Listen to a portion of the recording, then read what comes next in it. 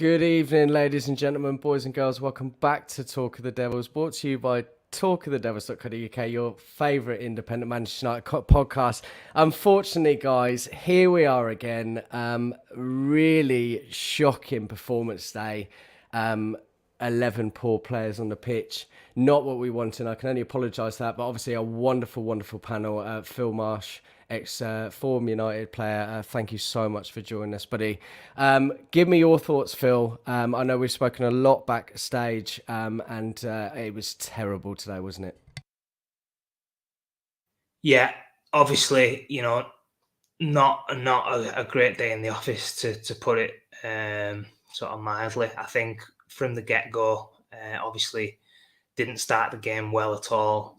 De Gea's made an absolute howler, which then piles a lot of pressure on the defence. But I touched on it then with you sort of just before we came on air. I think the dressing room and the players we've got aren't sort of players who can manage a game. I think Brentford really started the game well. He was always going to, play how they did in terms of the pressing and the aggression and getting in people's faces, because that's how they always play.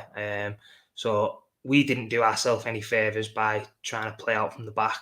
And I just think, we didn't have anybody who just could grab the bull by the horns. After that first 10, 15 minutes when we've conceded 2 sloppy goals, we still kept making the same mistakes over and over again. And there was nobody who was sort of standing up and being counted to say, hang on, let's, squeeze up the pitch. Let's try and get ourselves into the game a little bit. Let's, play in their half and just see if we can build our way into the game. And, there was just absolutely nothing. Even when we did, have decent spells of possession, didn't really create anything of note where we was going to try and threaten their goal in that first half. And it was just an absolute shambles. I think, some of them players just need to have a look at their own performances and just have a look and think, what am I actually doing here? That they're getting paid masses and masses of money to go and play football for a living. And some of them aren't even putting the effort in and working hard and doing the basic things. Seen a stat during the game saying, Man United's team starting 11 was 454 million compared to Brentford's 55 million. Yeah, unbelievable. If you're a football person who's watching that game and you didn't know anything about the teams and stuff, you'd think that Brentford was the team with the 454 million pound team, just purely based off work rate, aggression, desire, and the will to try and win a game of football. Which is just, it's mind-blowing really to sort of, think that that's where we still are after, last season and now running on into this season. It's just, it's not a good time to be a Man United fan. No, not at all. And you used lots of words to describe our performance. Abysmal and a shambles, I think, too. The biggest one there, absolutely spot on. I don't know where to start. We seem to go in this merry-go-round of having a bit of a poor season, or certainly last season, get all excited again, new manager comes in, the potential enjoyment of getting new players, but old habits are still there. You're right in the fact that we don't have that leadership. That's plain to see. He hasn't quite got all of the signings that he wants, which is a big problem. It's really, really bad. And as we were saying backstage, Ten Hag and Richard Arnold and Murto have got a huge task, and it doesn't look good, does it? Matt Reynolds, thanks for joining us, buddy. To beat us, all the team needs to do, spot on this. All the team needs to do is work harder and show basic levels of commitment. We are so easy to play against. We fold under any form of press. Fred, thank you so much for coming again today, buddy. Good to see you, buddy. Hope you have a good summer break. Any other comments from you, mate? I think Phil's pretty much spot on, actually. Nothing seems to have changed this season. It's quite evident that the core of the squad is the same as last season. We're seeing the same problems. There's no individual player that sort of is attributable to the issue we're in. This is there's wider issues at play here. I just think the same group of players have now played under the last 3 managers, and you've got to look at the players. Unfortunately, you've got to question whether they're good enough, and I don't think they are. The squad's imbalanced. We're clearly playing a system that we don't have the players for. As the comment just alluded to, any team that presses us has success immediately, and we just seem to be outworked every single game as well, which is just appalling. I think Ten Hag probably didn't get his starting 11 correct today. It seems that he's learning the league, the first 2 games have been a bit of a learning curve. Everyone was crying for McTominay to get dropped. However, in hindsight, I think we could have done with a bit of physicality in the first half, and I think that's certainly an area where Martinez is going to struggle this season in defence. The wingers aren't tracking back. I mean, little basic things just aren't being adhered to. And Brighton, on the other side of the coin, flourished, and they showed everyone how great they were at those sort of things. We haven't got the players in. I mean, that we needed to this summer. I think Ragnick said that we needed open heart surgery in the last few months of last season.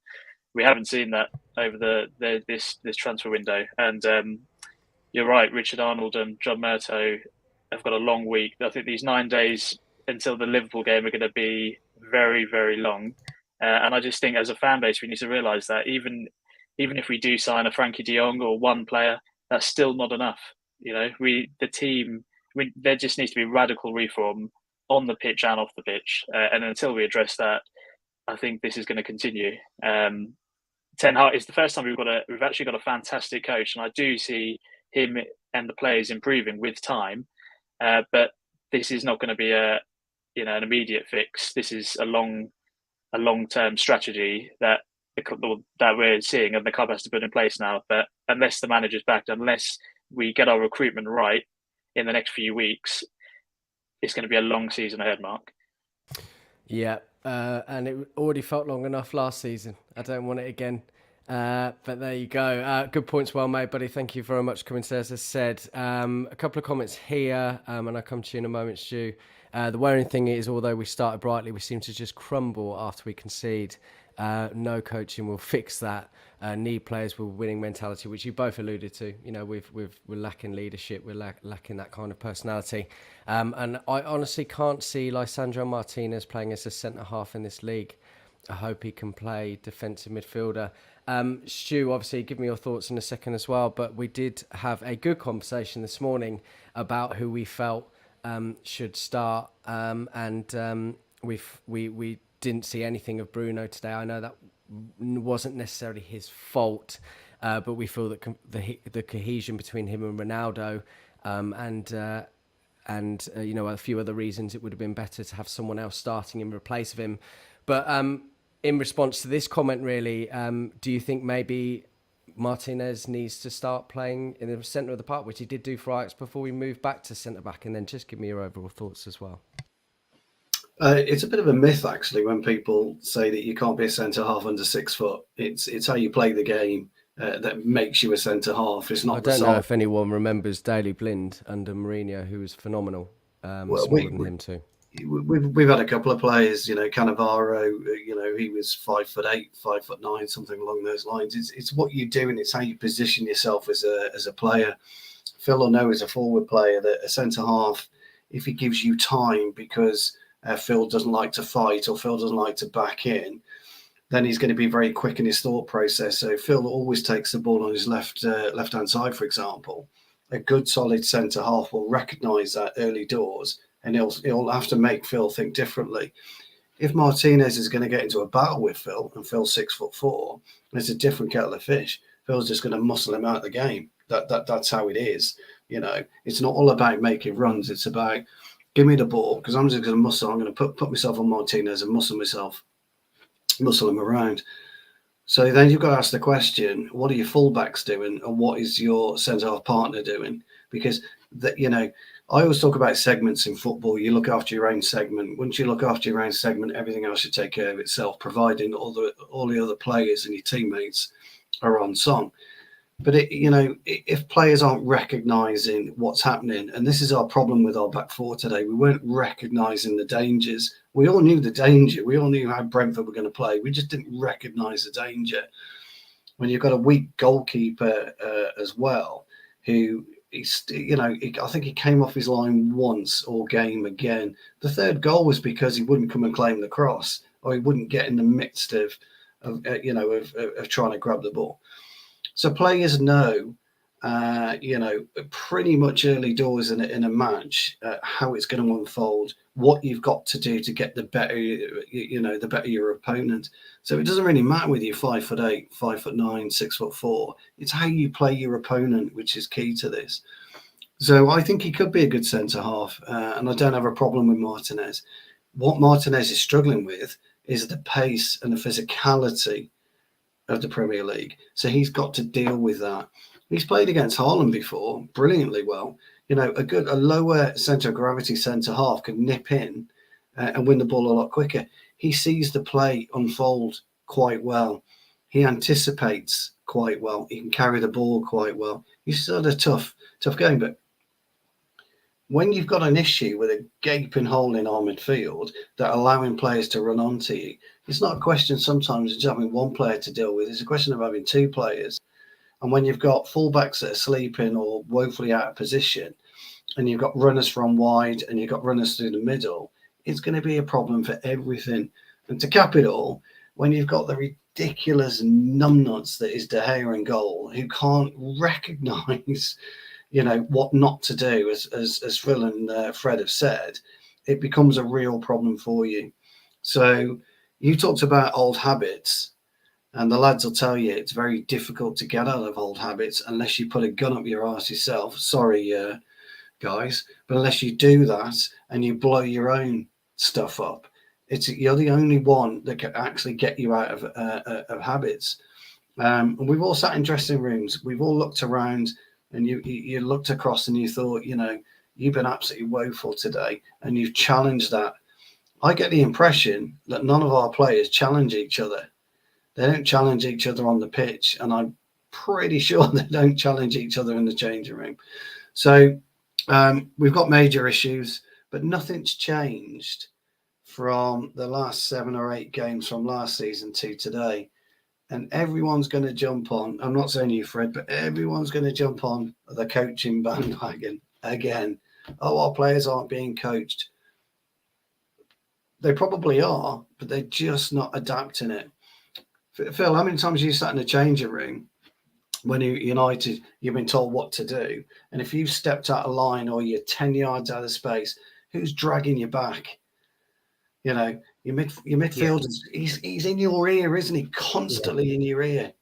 I think that's probably one of the biggest issues that we've got right now, in terms of having people who can manage the game whilst during the game, not sort of like before a game or at half time or whatever.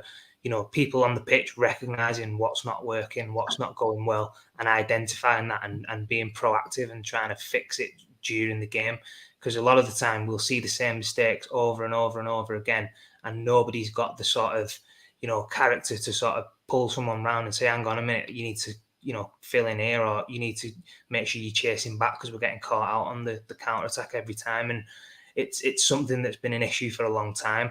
I think we've not got enough of them type of players that can sort of be a leader on the pitch and lead by example by doing the right things, working hard, doing all the basic stuff that you see in Brentford do today, which inevitably was why they won the game. There wasn't masses of quality shown by them. I think it was a lot of, setting traps, just pressing high and being aggressive and doing what, inevitably they knew was going to get them joy, because we're so frail and so poor at the moment. And I think that's just the difference in terms of where we are as a club. And it's obviously disappointing, but the only way we're going to get out of that rut and that is by the players sort of growing a pair and trying to, sort of be brave and accepting balls and sort of wanting to do the hard yards, which we're not doing. And that's why we're sort of so far off.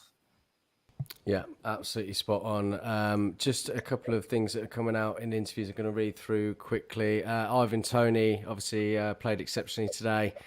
Great through ball as well for that fourth goal, was it? He said, we knew the high press should affect them, and it did. It is clear to see when you work hard, you get results. I mean, that says it all. We've had this issue for so long. And what is it, Fred, that we need to do? Because it seems that other teams can suss this out, know how to break us down, know how to come at us. At that point we seem to crumble and fall apart. But yeah, what do you make of that comment? I think this is just a personnel issue now. Unfortunately, we just haven't got the right players. They're not press resistant.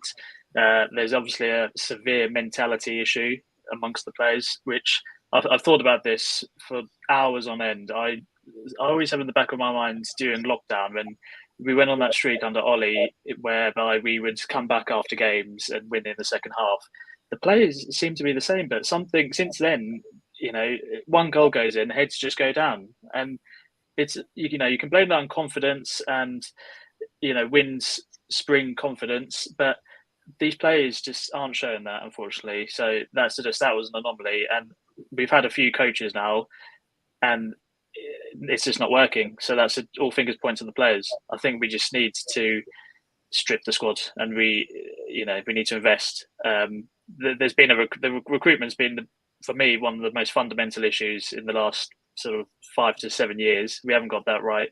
It was something I think that we were all hoping for this summer. We were hoping for there to be a major reset with Richard Arnold coming in, with Ten Hag coming in, and that's simply not happened. I mean, for the second goal today, playing out from the back, De Gea's passed it to Eriksen, and they've just pressed him down. The first goal was a mistake by David De Gea.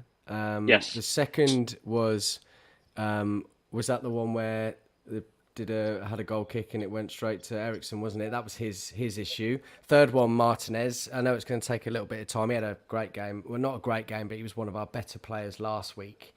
Quite strong. It just was not great at all today, and didn't deal with that third goal at all. And then the fourth was a counter-attack. He was exposed though, Mark. Martinez was exposed. Yeah, he was exposed because the ball was allowed to come back across the face of the goal. That's criminal. Yeah. It's absolutely criminal. But you taught that at 7 years old. You are taught at 7 years old the ball does not come across the face of the goal from a corner kick. It just doesn't do that. You shouldn't allow. And the problem is we zonal mark. I don't know whether you guys noticed I'm it. not a fan of zonal marking. When you zonal mark, you're giving 5 yards. We used to take the mick out of Rafa Benitez when he was manager of Liverpool for zonal marking, and I never thought I'd see the day when United would do that. And now we zonal mark, and it causes us huge problems. I don't know why we do it. No, I don't, because you give 5 yards of pure penetration power for somebody to actually sprint and leap and get it and get a chance on a ball. At least what he's going to do is going to disrupt you as a defender. You need to be marking tighter, but it's criminal. So I don't necessarily blame Martinez really, because he was completely exposed at the back stick. Because Luke Shaw was eating his lunch again. Dalot was probably tying his bootlace. Maguire was probably marking 3. People are having a right go at Maguire again in the in the chat. It's deeper than Maguire. It's deeper than a player. You've got to let that go, guys. It really is. It's deeper than any single player. Football is about common sense more than anything. And when you are struggling in a game, the best thing to do is get hold of the ball and really slow the play down. Once we went 1 goal down, we should have got hold of it. Brentford play like I like to call under-8s football. They just hound you and hound you and hound you. It's not particularly tactically great. It's just somebody running and closing somebody down quickly rather than slowly. And it's like under-8s football. It's almost like sheep, following the ball. And it's quite easy to stop. It's quite easy to stop that. And back in Phil's day, it's a cruncher, isn't it, on the centre half? Or you're coming back and you're crunching the centre midfield. You're doing something, aren't you, to disrupt their play?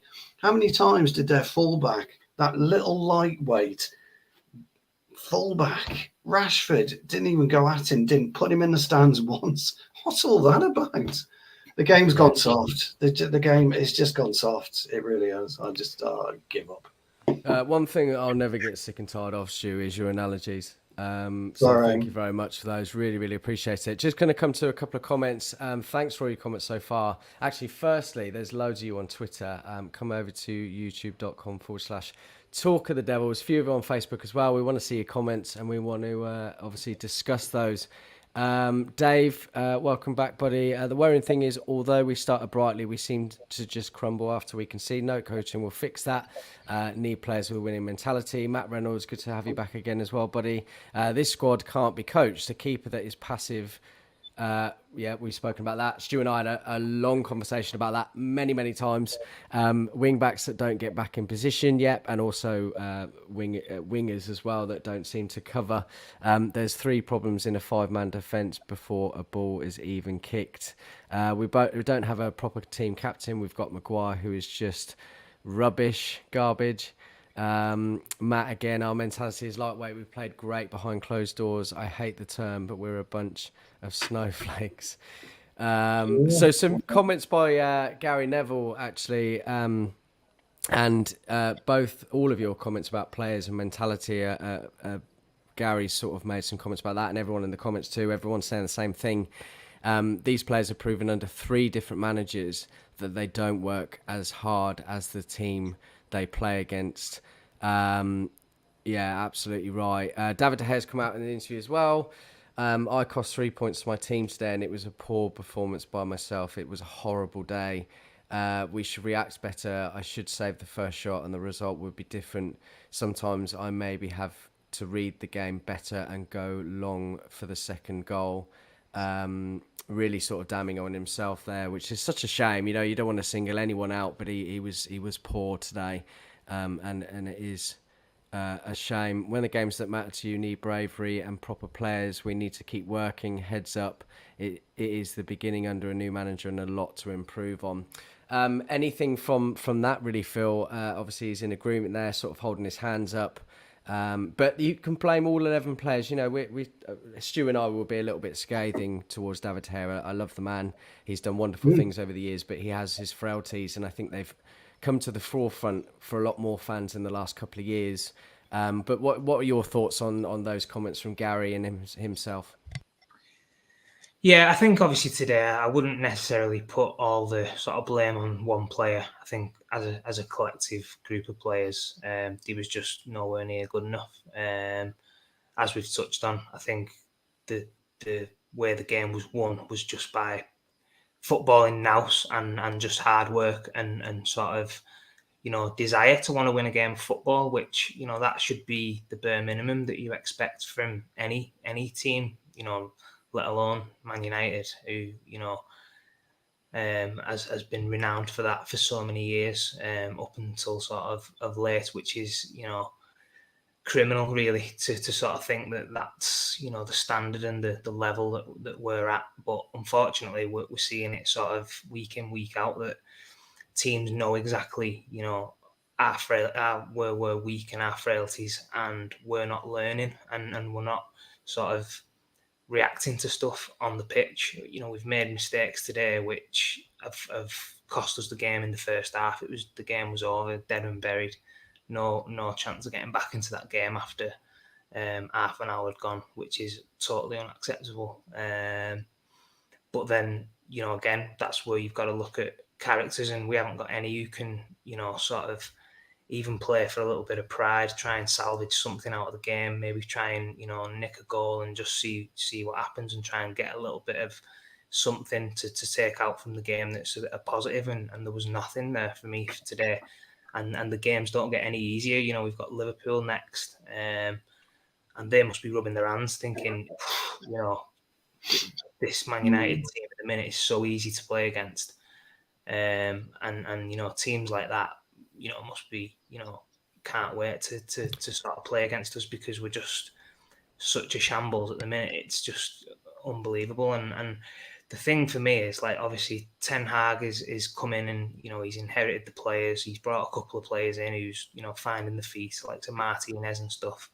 And I agree with Stu and what he said about Martinez. I think, you can't really blame him at this moment in time for, the results or anything like that. I think he's just finding his feet. I think obviously the Dutch league is completely different to, the Premier League. The speed and the sort of,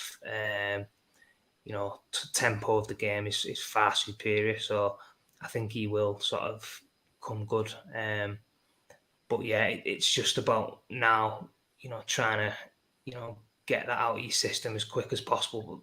This is the biggest worry for me.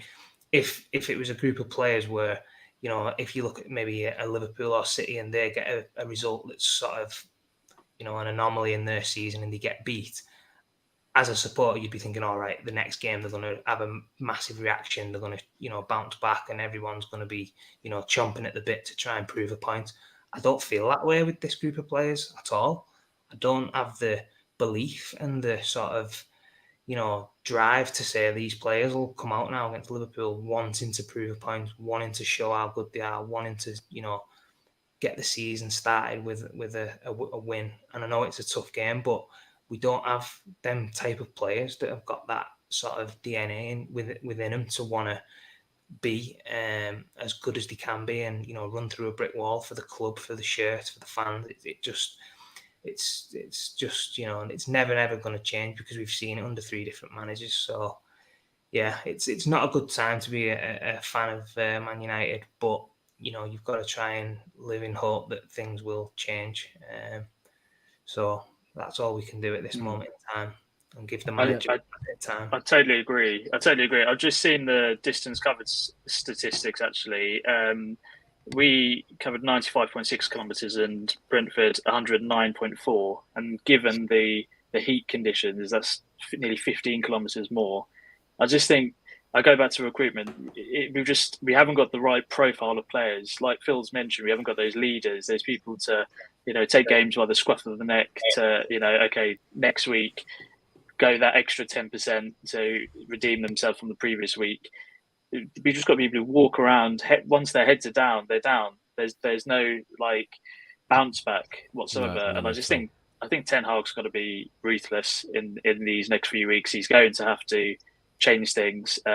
Some of these players have had many chances, and unfortunately, they're not taking them. We're going to have to probably utilise our youth players. These guys are ruthless. It's worked at times. I worked with Elanga last season when he came in.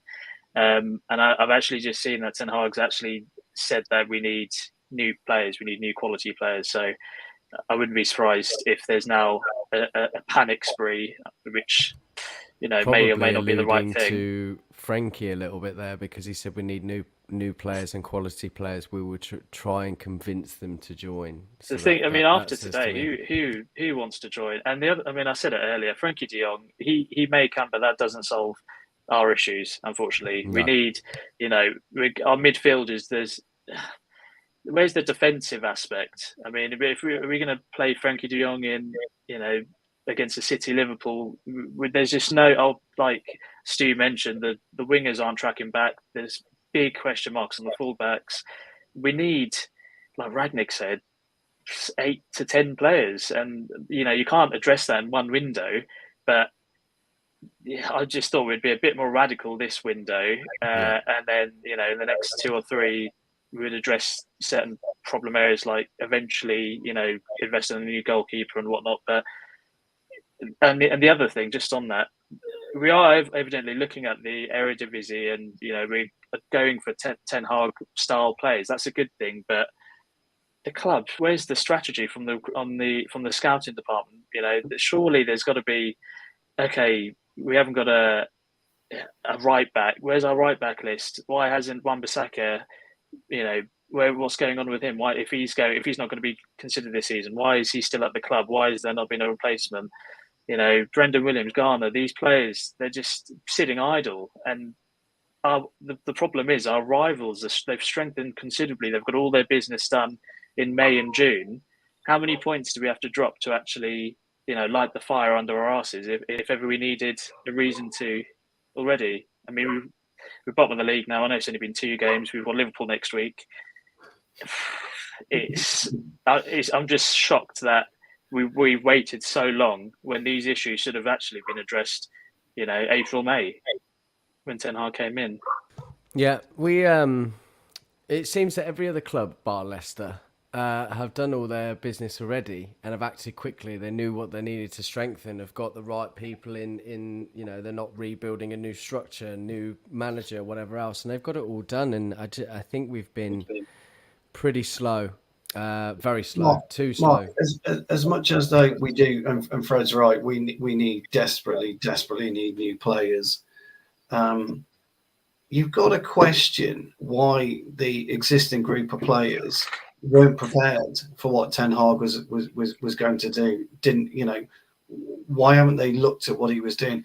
If I'm in that United squad and I know that Ten Hag's coming in April, I'm starting to study his last 3 years worth of matches, how he plays, how he interchanges.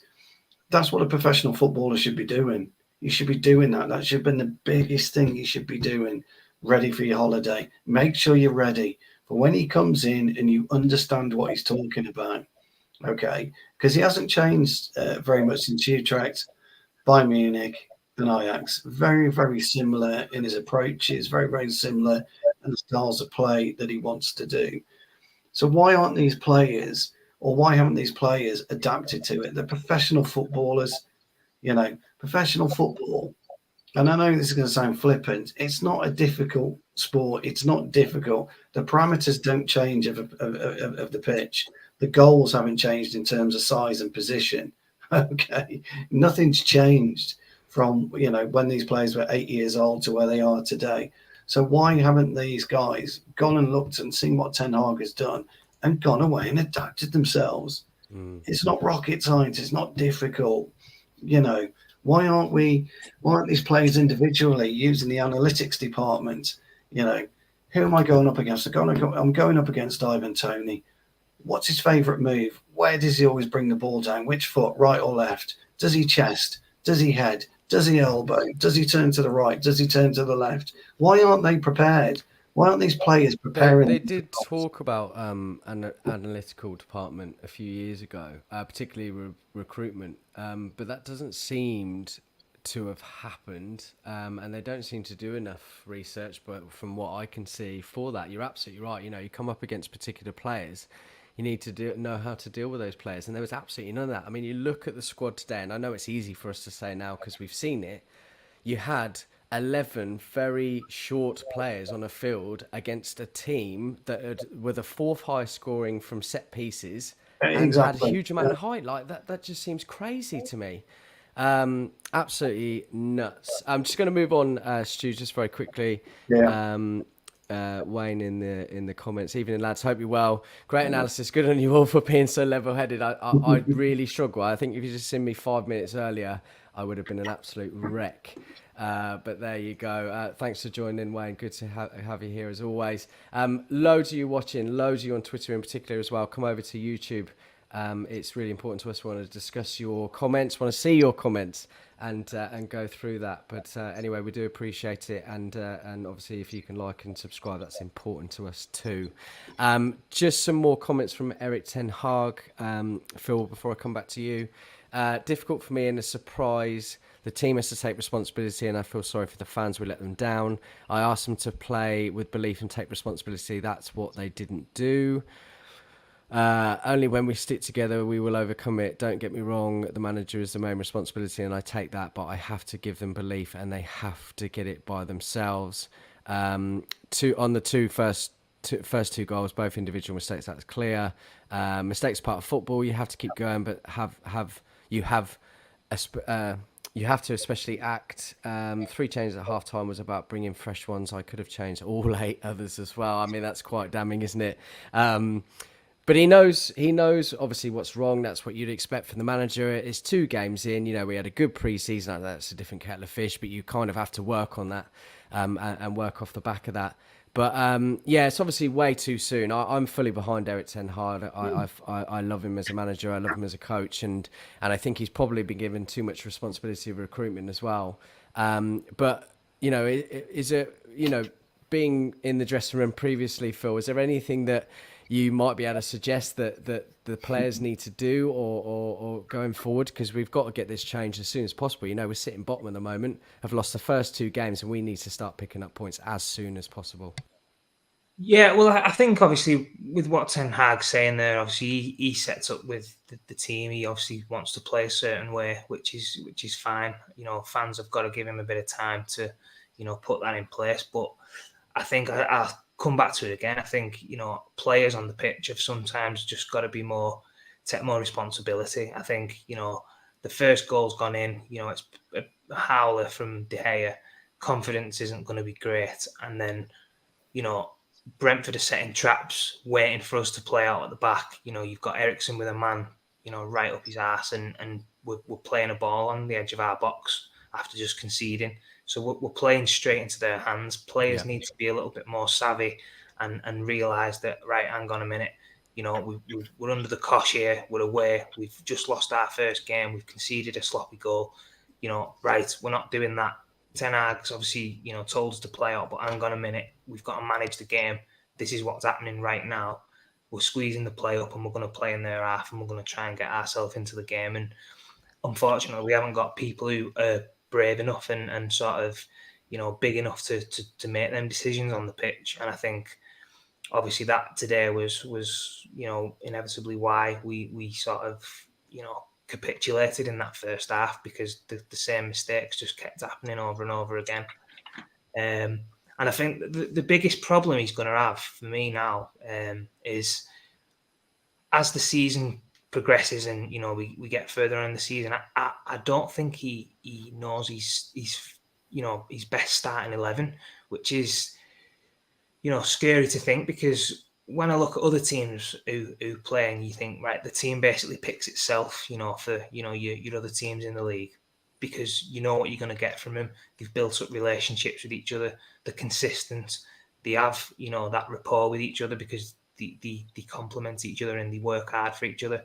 For us, I don't see any of that, and I don't see how sort of the manager's going to try and sort of keep a solid team together because of the sort of inconsistencies from one week to the next, whether it be mistakes, whether it be, you know, doing rash things and, you know, getting suspensions and players just not being good enough. I think at the moment we're just so far off it, and it's sort of going to be a massive job for you know, everyone who's involved in terms of, you know, the recruitment side of things, the management side of things, the backroom stuff. It's going to be a long road for Man United to get back to, you know, challenging. And I think Matt's hit the nail on the head there with his comment saying about, you know, I keep referring to our rivals, the likes of City and Liverpool. You know, that's where I want us to be. We're absolutely light years away from that. Our rivals at this moment in time are probably teams like Wolves, Newcastle, because that's the level of football that we're, you know, playing at the moment, and it's nowhere near good enough for a club of our stature. I was on a video actually with Fred. Fred will remember this, about 18 months ago now. And I turned around and I said that coaching is a very, very, very small part of a professional footballer's life. And I got lambasted, if you remember, Fred, in the comments. I got absolutely destroyed from it. You don't know what you're talking about, etc.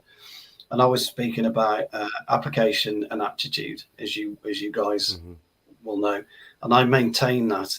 I've never wavered from that, because as a player myself, it really is up to you to make the very, very best of the opportunity that you're given. And most of the players in our starting 11 at the minute, complacency creeps in. And Phil will know that. Sorry, Fred, I only go to Phil because he's obviously played at the, you know, the highest level. And Phil will know this, that when you're picked week in, you and just week look out, like Bruno Fernandes, but there you go. you become complacent. If you're that type of player, if you're not that type of player, you'll work extra hard to make sure you're still in the team the following week. I always used to play regular, but on a Thursday evening after training, we're going to the dressing room, and I would be white as a sheet until I saw my name come up on that squad, on that first 11, and I would play regular every week without fail. But I never took it for granted. I used to panic. My heart used to absolutely race, because of that split second you might not get in, and you're thinking to yourself, then, what have I done? What did I do wrong last week? What have I not done in training? And then you do that. Our players aren't doing that. Diogo Dalot is a great example of being complacent. He's not improved. Fred and McTominay played together for 4 years now, 4 seasons or 3.5 seasons. They haven't improved. No, not at all. And that's got nothing to do with the coaching side of it. It's the individual acceptance of what they need to do to improve. They're not doing. They're just not going ahead and doing that. And when you're at that level of football, or any level of football really, you should be constantly trying to do better, work a little harder in training. If you haven't got left foot on you, you're right-footed, practice with your left foot. You've got to do something that guarantees you that start. Yeah, I totally agree. I totally agree, Steve. It's a funny one, isn't it? I totally agree with what you're saying. Players haven't improved in the last few years. Is this a recruitment issue? Are we not recruiting the right type of personality? I appreciate you, McTominay's when the they academy. recruit, they have to have some sort of projection about where the player's going. And Exactly. I know that's very difficult to tell, but you've got people in to do that job, and the problem we've had is so many. Yeah, the problem is, I mean, nowadays, someone touched on the data analysis point. This has been, these sort of things like, attitude or aptitude tests, for example, these have been there for, 10, 15 years. And I think you mentioned, Mark, it was only spoken about at United a couple of years ago. This is half the problem. We should be innovators in new technology, and we're not. We're falling behind the likes of Brentford today. I think they were one of the first teams to, explore the new techniques, and their sort of recruitment model in the Championship was perfect with the amount of strikers they bought and then the profits they made to get promoted. We haven't got that. We're just the recruitment. I mean, the strategy, the last few years alone, I mean, you can look further back. It's just there's been no strategy, and I can use the word strategy in relation to so many things at the club, because there just isn't any strategy. You need short-term strategy, medium-term strategy, and long-term strategy, and eventually they'll all marry up. And your likes, your Liverpools, your Cities, your Chelseas to a degree, they've all got the right personnel in to implement those. I mean, even if for those who will watch the Arsenal All or Nothing documentary, you're seeing behind the scenes what's going on. I just can't envisage people at the club, doing I don't that think sort of thing. they'd ever do that soon, would they? It would be an It'd be the absolute... shortest episode, wouldn't it? If it was a United one. But that's half the issue. I think. I mean, culturally speaking as well, the culture is just completely rotten at the club, and unfortunately, this season and much of the back end of last season, it's reached boiling point, and now it's showing in our on the field results. So, yeah, it's going to be a long term sort of rut that we need to get out of, unfortunately. But hopefully, Ten Hag and Co can turn it around sooner rather than later. Yeah, we can only hope. And as I say, I have this conversation all the time. It's not a quick process. It's not overnight. Yes, we get sucked into it, but we need to wait and see differences. And, you've got to see little improvements all the time. Maybe they've changed too many personnel all at once. Maybe they should have done it a little bit slower. Yes, that's going to be difficult for impatient United fans, but that might have been the better way forward. Right. The fun part, just to say, everyone, so far, thank you for tuning in. We've had some really great comments, and I know it's difficult. I know it's really difficult unless you're a rival fan. A director of football was supposed to sort the football strategy, wasn't it? We've had this conversation many, many times. It was supposed to happen a few years ago. Again, it seems to be a common term at the minute. We're 18 months in, and I'm none the wiser on our recruitment policy. Absolutely spot on. Great comments tonight, Matt. Thanks very much, mate. I really appreciate that. Right, player ratings. I can't imagine we're going to get much more than a 3. Phil's shaking his head. He's not looking forward to this one. Stu, I'm going to start with you, buddy, because we'd had a good conversation about a goalkeeping situation. So David De Gea, what score do you give him? And give me whatever you want within reason. He gets a 2 for me. You can't make a mistake, 2 mistakes at that level, because the first goal actually came from a very similar passage of play. We lost it. We got harried. We lost the throw in. Ronaldo loses it, and you just can't do it. You just can't do it. At that level, you can't do it. So he gets a 2 for me. Yeah, I can't argue with any of that at all.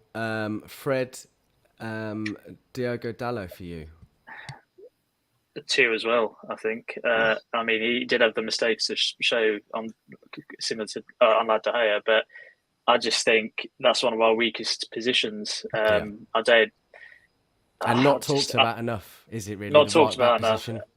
No, I think the right back position in pre-season there was you could see what Ten Hag was doing. You know, moving Sancho to the right and having the right back underlap instead of overlap, and that seemed to work in pre-season. But I just don't think Dallo, unfortunately, has the quality. I think his crossing is a bit of a myth.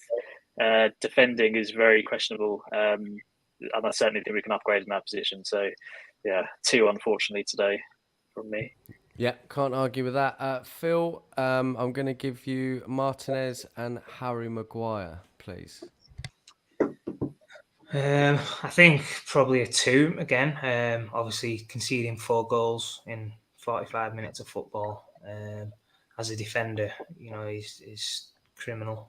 So I don't necessarily think they did anything majorly wrong, but I think if you're a centre half and you're sort of under the cosh, especially Maguire, who's meant to be the captain, you need to show more leadership and sort of manage the game better after that initial goals gone in, and just sort of try and steady the ship and try and play your way back into the game. And I just thought we was just so easy to play against, and nobody sort of recognised that, and sort of you'd be looking to someone like Maguire for that kind of leadership.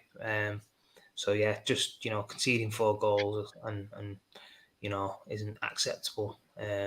So yeah, I'm going to give them 2 apiece. Yeah, both very, very poor, and both had an array of mistakes today. Huge cost to us. Luke Shaw, Stu, and just to quickly put in there, we spoke about it on the phone earlier today about perhaps starting Malacia. Now, listen, hindsight is a wonderful thing. I get that, but he certainly brightened that left-hand side up when he came on in the second half. But your thoughts on Luke and Malacia as well? Luke Shaw gets a 2, Malacia gets a 5. You can't give Malacia any more than a 5 because he only played 45 minutes. As for Luke Shaw, he gets a 2 because every time we were in a position where we could really penetrate the diagonal, he decided to play the ball back or play the ball into what I would class as no man's land. So we're just useless. I mean, just useless. Waste of time. I don't know why he's doing that. Yeah. Damning, but true. Fred, quite fitting. Can you give me a rating for Fred, please? 3. I don't think he affected the game at all today. I can't really remember anything he did really, No. good or bad. He just wasn't in the game at all. So 3. It makes it very difficult for us doing ratings when it's been like this, because you want to be able to talk about the positives, what they did, why it might be a 7 as opposed to a 6. But I can't argue with any. All very, very poor. Phil, Christian Eriksen had an okay game last week. Pretty bad today, wasn't it? Yeah, I think I'd probably give him a 4. To be honest, I think he was showing signs that he wanted to get on the ball. He looked like the most urgent player who was trying to make things happen. Although he did get caught on that second goal, which I think De Gea's obviously got to make a better decision. He's got a man tight up to him, so I wouldn't necessarily blame him for that. But obviously it was a really bad day all over. But I think Eriksen was the one who was maybe trying to make things happen. But then again, you need players around you to be showing more urgency and want the ball. And I don't think he was getting nowhere near enough support and players with the urgency to get on the ball. So yeah, I think it was a tough afternoon for him. Obviously going back to his old club, being an embarrassing couple of days for him. Obviously, signing for so-called bigger club and then going back to your club you signed from and getting battered 4-0 isn't what you want. But no, yeah, I think, as I say, he was probably the best out of a bad bunch. Yeah, can't disagree with you. Bruno Fernandes, Stu. We felt this morning that maybe not the right man for this setup against this side. Listen, I don't want to blow our own trumpets, but do you think we were right there? Right, he gets 2 for me again. You know, he didn't do anything, and unless I missed something throughout the night. I heard his name the least today. Please tell me, but you know, he didn't do anything for me. He's not affected. The problem with Bruno at the minute, he's not affected any game of football he's playing like he used to. He's just not affecting that game, so I can't give him any more than a 2. Sorry, I just can't. Yeah, really poor today. Jadon Sancho, Fred, obviously came off after 60 minutes, wasn't it? I think he got 60 minutes today. Was pretty poor. The whole team was, but he wasn't really given the opportunity to create anything down that right hand side, was he? No. However, I don't think he put much effort in either, especially in his defensive capabilities. I'd give him a 2. I think there's a real issue on the right hand side. I think it's good that he's been shifted over there purely because there's no one else, unfortunately, to address that area. But Dalot is deficient in defence, and sometimes you need backup from the winger, which acts against Dalot. And Sancho and Rashford, actually, their lack of tracking back is abysmal, and it's embarrassing. I think there was an instance where in Bremo we had a corner, and we were trying to counter, and he sprinted back and recovered the ball around the 70th minute. That's what we need to be doing, and I've not seen that from Sancho Rashford all of this season, all last season. So until they address that, it's going to be quite low ratings unless they make up for it in their attacking capabilities, which they're not. So yeah, a 2, unfortunately. Yeah, great points, well made. So from one striker to another, Cristiano Ronaldo, Phil, please, your rating for him. With any luck, they might be giving you a call back soon with a lack of goals. Yeah, well, I think, I can't really give him any more than a 3. I think a 3 would probably be about average. And I think for me, he sort of was a little bit at fault for the first goal in terms of probably could have held it up a little bit better, was a little bit soft and theatrical. But yeah, just didn't really get into the game enough today. Obviously, he's not played a lot of football. Obviously, he didn't go on the pre-season tour, so probably not fully up to speed yet. But you'd expect a lot more from him. Again, somebody who's been around the block and you look up to. You'd expect more from him. But yeah, I think again he didn't have much service, so I wouldn't really be overly critical of him. But you need your big players sometimes to try and pull you out of the sort of crap, and he didn't really get any opportunities apart from the header really today to sort of score. So yeah, quiet day for him. He looked like he had more fire in him than anybody else, and as you say, as a striker, you're only as good as the pass you receive. And there was absolutely none of that today, so you can't really blame him either. And then finally, Stu, Rashford, who wasn't great tracking back, but there was probably 5 or 10 minutes from Rashford today that was probably the best I've seen for a little while. I thought if you can try and take anything away from it, he best I've seen him play for a while. He gets a 3, but it's a generous 3. Because 10 minutes is not acceptable. You built me up so much then, I was expecting a bit more than that.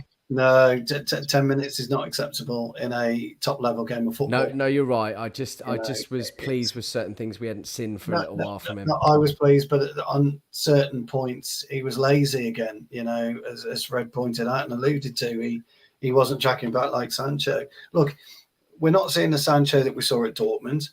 I got lambasted for that one as well, saying, what we're doing that for. I got lambasted for that, and I thought we were going to see something from Sancho this year, better last season than this year.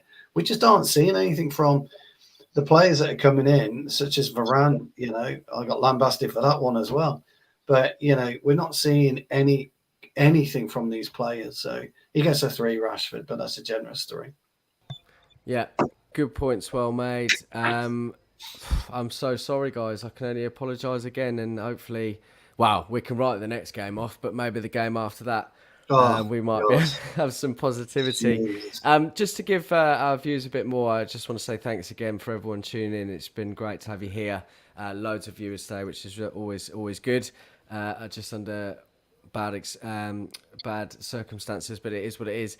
We've just created a new show. Actually, it'll be coming out in the next couple of weeks with an ex-United goalkeeper, Luke Steele, who Phil, you'll be obviously know relatively well, which is obviously a wonderful coup, and I'm really looking forward to having him on. So keep your eyes peeled for that. Wayne will be doing his usual with Paul Parker, I believe, next week, which is also another great show. So please get involved.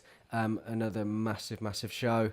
Yeah, listen, I've got absolutely nothing to add to this. It's been a really bad day again, and disappointing. And you know, us as fans and you guys, it's never fun. And I just want some positivity to talk about, so you can only hope for the next few weeks. But as I said, thanks to all you boys coming in. Great analysis, really good stuff, and always a pleasure. So thank you so much. Yeah, we've got a few shows to say, so keep your eyes peeled for those, and we will see you next time.